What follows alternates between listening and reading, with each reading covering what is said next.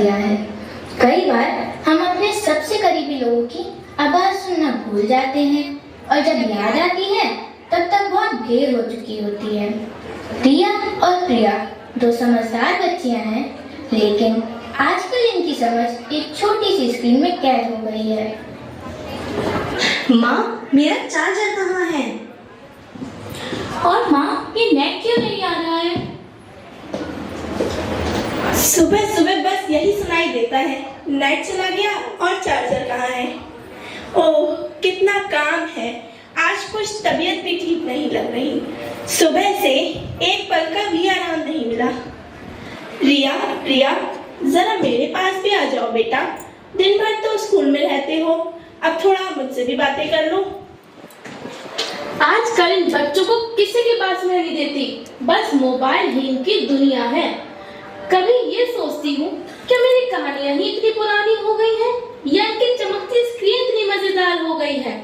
लोग कहते हैं घर बच्चों की हंसी से मुस्कुराता है, पर हमारा घर तो मोबाइलों की आवाजों से गूंजता है। अच्छा बेटा, पर खाना तो खा लो, ठंडा हो जाएगा। माँ प्लीज, आप डिस्टर्ब मत करो, हम खा लेंगे।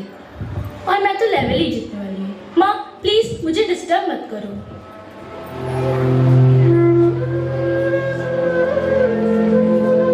माँ मुस्कुरा तो रही थी, लेकिन उस मुस्कान के पीछे एक थकान, एक दर्द छिपा था।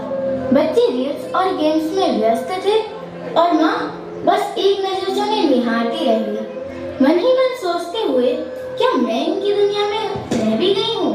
क्या मेरा कोई वजूद भी है?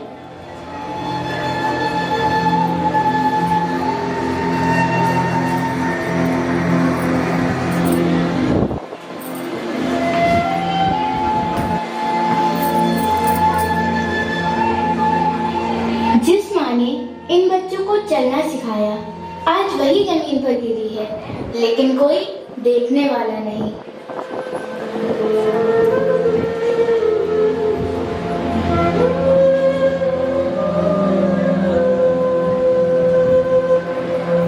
माँ, मेरे हेडफोन कहाँ है? माँ, माँ मेरे हेडफोन कहाँ है? माँ, माँ क्या हुआ माँ आपको? माँ, माँ उठो ना माँ। प्रिया, जल्दी आओ, देखो माँ नीचे गिर गई हैं। दीदी क्या हुआ माँ को? माँ, माँ उठो ना माँ, माँ हमसे बात करो ना माँ, माँ उठो। दादी जल्दी आइए, देखिए ना माँ को क्या हुआ है।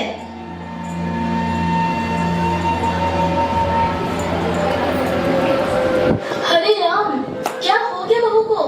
बहू बेटा उठ, क्या हो गया तुझे? बेटा उठ, अरे जल्दी कोई पानी लाओ, जल्दी डॉक्टर को फोन करो। बेटा उठ बहू, बेटा उठ। प्रिया, जल्दी डॉक्टर आंटी को फोन कर।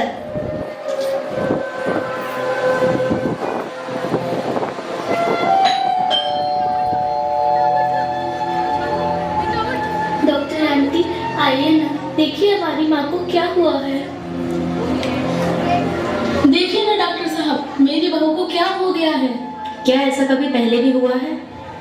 नहीं डॉक्टर साहब, ऐसा पहले कभी नहीं हुआ है। क्या इन्होंने सुबह से कुछ खाया? पता नहीं डॉक्टर साहब। बच्चों, क्या माँ ने सुबह से कुछ खाया?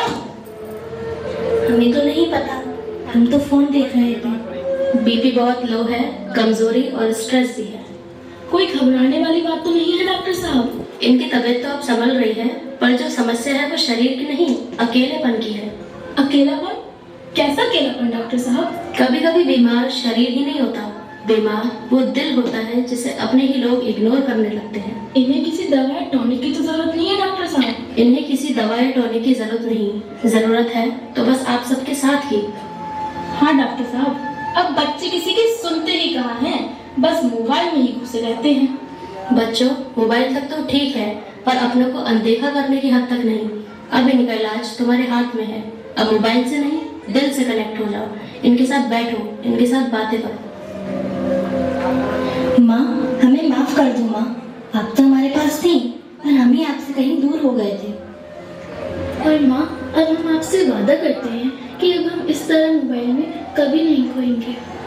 मुझे बस इतना ही चाहिए था, थोड़ी सी हंसी, थोड़ी सी बातें और थोड़ा सा तुम्हारा साथ। यही समझदारी है। मोबाइल का सही इस्तेमाल करो, पर रिश्तों को मत खो। परिवार एक ऐसा शब्द जिसमें पूरी दुनिया का प्यार छिपा है, जो हमारी एक मुस्कान के लिए खुद की 100 परेशानियां भूल जाता है। लेकिन आज का वक्त कुछ बदल रहा है। अब बच्चे परिवार से ज्यादा मोबाइल में व्यस्त रहते हैं। दोस्तों, मोबाइल हमें दुनिया से तो जोड़ता है, लेकिन जब हम इसका ज्यादा इस्तेमाल करते हैं तो यह हमें अपने ही परिवार से दूर करने के साथ साथ समय बर्बाद करता है, आंखों से संबंधित परेशानियां बढ़ाता है और हमारे सोचने समझने की शक्ति कम कर देता है। मोबाइल बुरा नहीं है, लेकिन जब यह हमें अपनों से दूर करने लगे तो हमें रुककर सोचना चाहिए, क्योंकि मोबाइल का चार्ज तो फिर से हो सकता है, पर अपनों का साथ कभी वापस नहीं आता। ईश्वर हर जगह नहीं हो सकता, इसलिए उसने हमारे बड़े बुजुर्गों को बनाया। यदि हम उनके साथ थोड़ा समय बिताएं, उनके कार्यों में उनकी मदद करें, उनके अनुभवों को सुने, तो एक तो हम परिवार से भावनात्मक रूप से जुड़े रहते हैं तथा उनका प्यार, दुलार और आशीर्वाद सदैव हमारे साथ रहता है, जो हमें ईश्वर की उपस्थिति का एहसास कराता है। बच्चे हमेशा बड़ों का अनुकरण करते हैं। यदि अभिभावक ही खाली समय में मोबाइल का उपयोग करेंगे तो बच्चों के लिए भी मोबाइल ही उनका मनोरंजन का साधन होगा।